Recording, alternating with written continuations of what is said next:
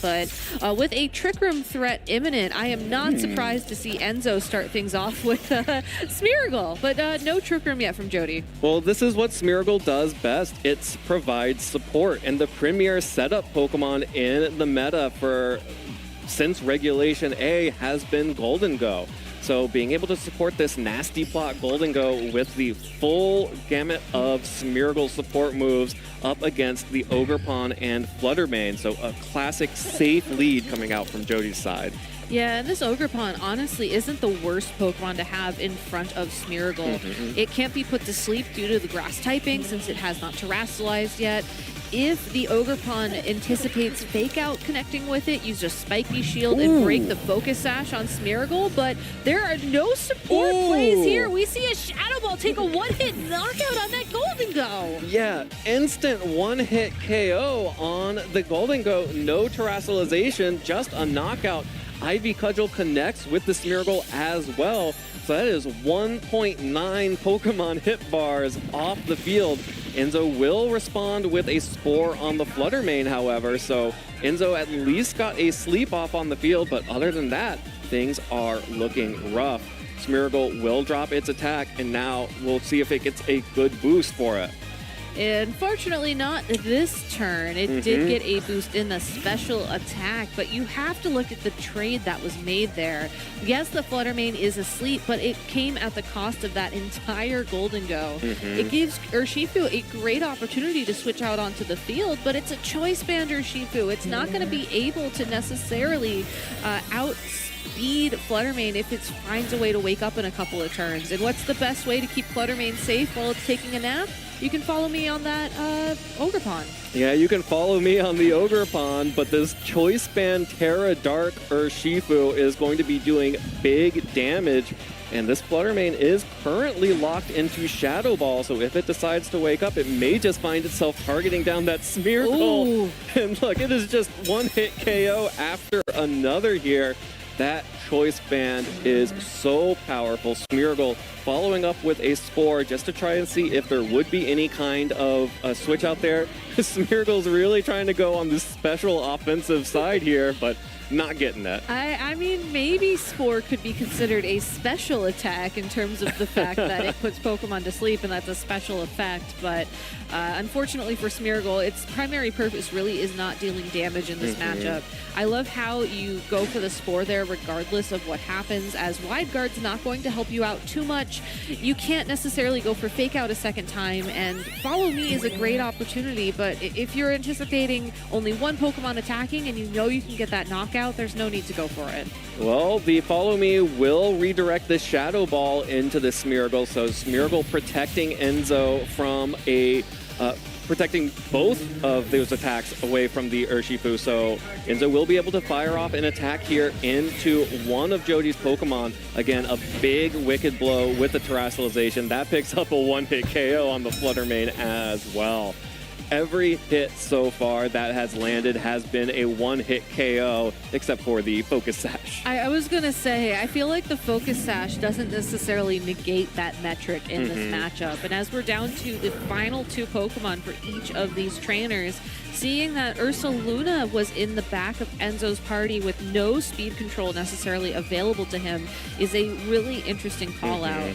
I don't think that this game is necessarily over, as Wicked Blow with that guaranteed crit with the Dark-type terrestrialization boost and the Choice Band is still going to be doing significant damage to Urshifu and Incineroar despite the natural resistance. I think Jeudy's best play at this point in time is to maybe consider terrestrializing his own Urshifu to try and get some more damage down, but instead doubling into that Ursaluna to pick up the KO there, so it's a guaranteed 2v1. Yeah, just going to focus down the Ursaluna, which can deal super effective damage into that Incineroar. Now Enzo is locked into these Wicked Blows into two Dark-type Pokemon. Not just Dark-type, but Dark and Fighting type from Jeudy's Urshifu.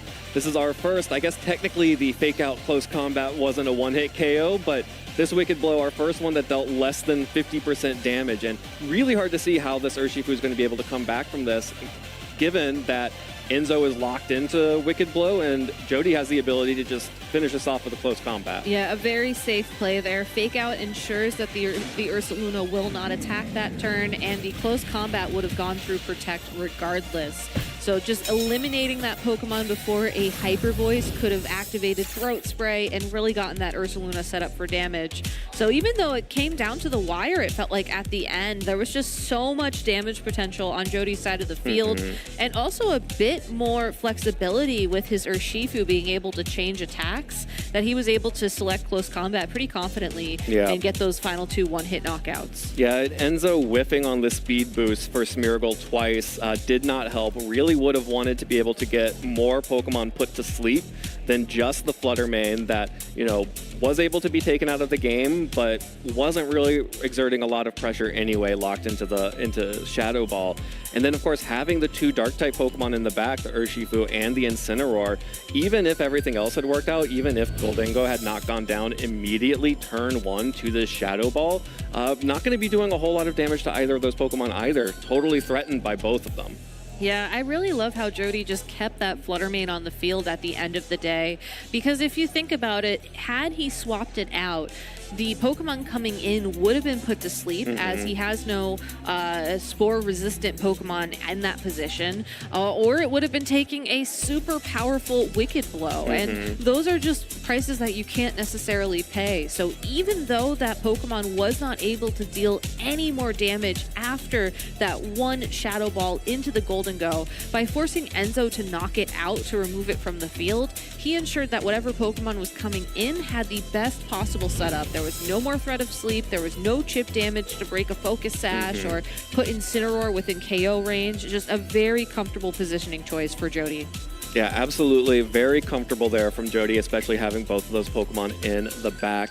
And this is what happens when Smeargle loses one of its best tools. It can only put 1 Pokemon to sleep now. No longer has access to Dark Void, which for those of you who don't remember it, is like Bleakwind Storm, but instead of dealing a little bit of damage and maybe a speed drop, it actually puts both of your Pokemon to sleep. Yeah, shoutouts to Darkrai for never being allowed in VGC, and shoutouts to Smeargle for losing that tool. I do feel like the world is a little bit better because of it, but it's still a very threatening Pokemon with Spore alone, because again, Spore doesn't do an accuracy check. It's just guaranteed to hit unless there is some sort of weird accuracy modifier on the field. And while we're not seeing a Smeargle in the lead from Enzo in this game number 2, I do think that the Tornadus and the Urshifu here are set up to start threatening the Farigiraf in particular.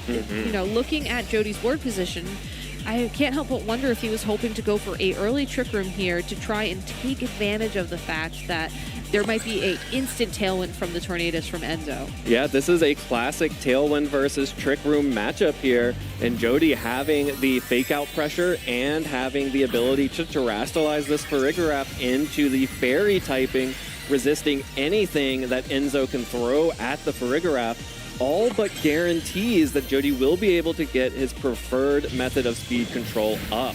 Enzo recognizes that a critical hit on the Farigiraf can help, and a U-turn coming out from the Urshifu, though, not quite enough damage, just enough to get Farigiraf into Citrus Berry recovery range, as Enzo will try to reposition, as Jeudy is going to be going for that Trick Room. This could be an interesting opportunity for Enzo to try and sneak that Ursaluna onto the field, as it won't be taking a lot of damage from these 2 Pokemon, but we do see the first Pokemon adjustment here from Enzo with that Entei, who is definitely suited to withstand a few turns of Trick Rooms thanks to its Assault Vest. Well, the Entei is out, but it's going to be the Ursaluna coming out. Jeudy getting the absolute dream for a Trick Room team.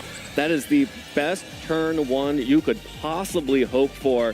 You turn out into your Trick Room sweeper, so Ursaluna now has the full amount of Trick Room turns to make something happen here, and Jeudy is just going to go right into it. Has all of the tools available, has the Life Orb on the Ursaluna, has the Helping Hand on the Farigiraf. There is no wide guard if Enzo did not bring the Smeargle, so that's just big damage coming out. That's big damage, and unlike Enzo's Ursaluna, this Hyper Voice doesn't need a turn to activate Throat Spray before it deals significant damage. Yeah, even with the Assault Vest, with that helping hand, Entei taking a good amount of damage, and Ursaluna is pretty bulky on the physical side, so tanks that Sacred Fire with no burn there. That means that there will be no additional damage. Of course, this is the Ursaluna that, you know, both Ursalunas don't mind burn. The other one actually really wants the burn. Yeah. So the burn doesn't even really matter that much. But Goldango is coming out, which is a decent matchup. Of course, the normal type Hyperverse will still hit, but the Earth Power will actually pick up the one-hit KO. Yeah, Ursaluna Blood Moon is just an insanely powerful Pokemon, especially when you pair it with a Life Orb or a Throat Spray or a Helping Hand or really any sort of special attack boosting item. And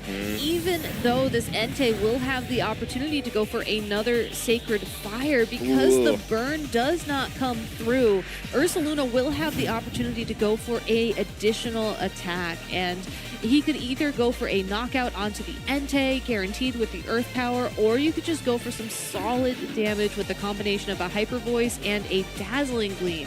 There's really nothing Enzo can do here, as the Trick Room seemed to catch him completely by surprise going into this Game 2. Yeah, Game 2, a game that seems like it was decided on turn 0 there. Trick Room is still up. Jeudy, I think, still has an extra turn of Trick Room, and he is still going to win, while the dimensions are still twisted from that turn 1. Incredible play there from Jeudy. Incredible play, and a textbook example of how to execute Ursaluna Blood Moon in